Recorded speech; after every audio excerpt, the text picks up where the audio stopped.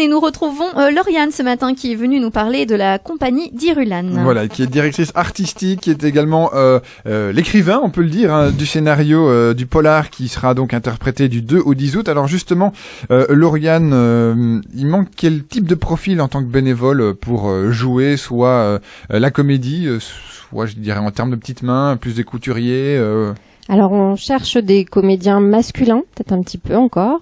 Il y a une tranche d'âge précise ou un type, je veux dire, ça peut être des grands, des petits, des jeunes Ah non, on accueille tout le monde. D'accord. Le profil de vos personnages que vous créez sont pas cadenassés à un carcan physique. Non, voilà. Et puis j'adapte aussi après selon les personnes. Voilà, j'ai une certaine souplesse quand même dans l'écriture. D'accord. Et par exemple, est-ce qu'il y a des enfants qui participent ou des adolescents? Alors des adolescents, oui, puisque je coach des ateliers théâtre, donc les ados me rejoignent souvent l'été. Donc il y a une partie des comédiens effectivement qui démarrent à 12 ans. Voilà. Ah oui, donc ils sont comédiens. très impliqués ouais. Et donc ça veut dire qu'il y a pas mal d'énergie positive. Je voulais vous poser la question, on sait que le spectacle est du 2 au 10 août. Mais qu'est-ce qui se passe pendant ces 8 jours en fait? Tout s'étale, il y a une enquête qui est progressive. Oui, donc l'enquête elle démarre le premier soir, le 2 août, lors d'un bal années 30. Il se passe un premier événement et à partir de là, tous les jours, l'enquête progresse avec un rendez-vous pour le public où il reçoit une gazette avec tous les événements nouveaux de la journée et des scènes également de théâtre qui peuvent se produire dans la semaine. D'accord, donc ça veut dire que le site au Grand Pressigny, c'est un endroit où il faut venir plusieurs fois si on veut vraiment suivre le spectacle de manière assidue. Et les 3 derniers jours, c'est ça, il y a une représentation, on va dire, définitive, totale, qui clôt, on va dire, l'enquête, mais là aussi il peut y avoir des variantes. Exact. Donc les gens sont amenés à visiter l'enquête par l'intermédiaire de scènes en fait. Donc ils se baladent. Il faut se dire qu'on n'est pas au théâtre conventionnel, on n'est pas 400 assis dans une salle à regarder une scène, c'est ça hein. Pas du tout. Donc c'est un polar déambulatoire, c'était le principe. Donc les gens vont pouvoir assister dans des flashbacks de l'affaire et se faire une idée un petit peu de ce qui s'est passé, de la psychologie des personnages. Et il faut bien se dire qu'ils ne verront pas tout dans la soirée parce qu'il y a quand même entre 12 et 15 scènes qui tournent en même temps.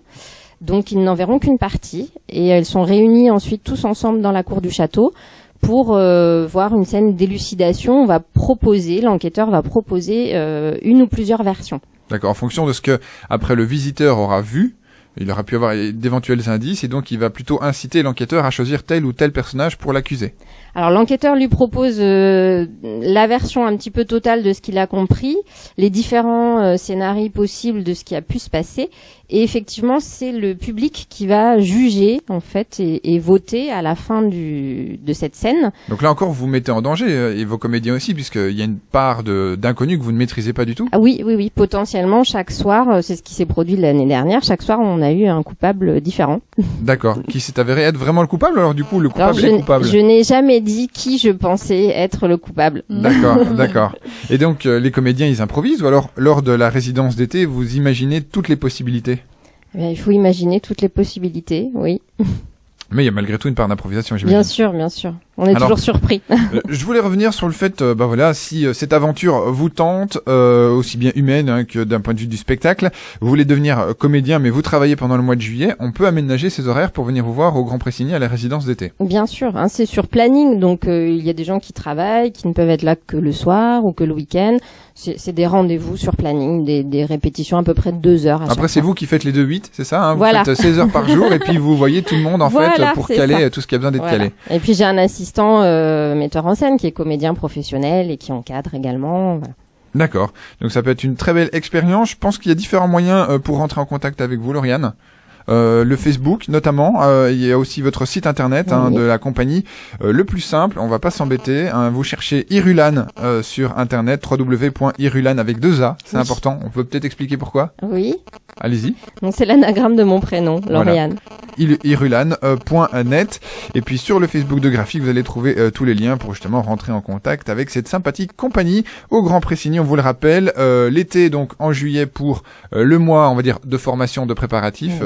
Et puis après, les représentations du 2 au 10. Et puis vous avez une journée aussi d'information. Oui, réunion la semaine prochaine, le mardi à 20h30 à la salle des fêtes du Grand Pressigny. On présentera tout le projet. Bon, ça a l'air vachement sympa. Ouais, ça a l'air très très chouette, effectivement. Vous Ça conseille l'est. d'y aller. Effectivement. Ben, Ça merci donne d'être envie, venu. comme on dit. Merci à vous.